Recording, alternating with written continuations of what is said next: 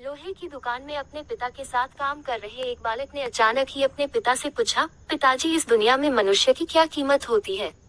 पिताजी एक छोटे से बच्चे से ऐसा गंभीर सवाल सुनकर हैरान रह गए।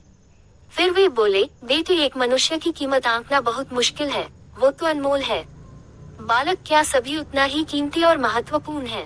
पिताजी, हाँ बेटे। बालक कुछ समझा नहीं, उसने फिर सवाल किया, तो फिर इस दुनिया में कोई गरीब तो कोई अमीर क्यों है? किसी की कम रिस्पेक्ट तो किसी की ज्यादा क्यों होती है? सवाल सुनकर पिताजी कुछ देर तक शांत रहे और फिर बालक से स्टोर रूम में पड़ा एक लोहे का रॉड लाने को कहा। रॉड लाते ही पिताजी ने पूछा, इसकी क्या कीमत होगी? बालक, 200 रुपए। पिताजी, अगर मैं इसके बहुत से छोटे छोटे कील बना दूं तो इसकी क्या कीमत हो जाएगी? बालक कुछ देर सोचकर बोला, तब तो ये और महंगा बिकेगा, लगभग 1000 रुपए का।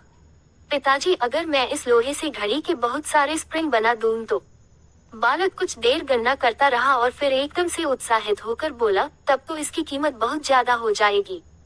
फिर पिताजी उसे समझाते हुए बोले, ठीक इसी तरह मनुष्य की कीमत इसमें नहीं है कि अभी वो क्या है, बल्कि इसमें है कि वो अपने आप को क्या बना सकता है।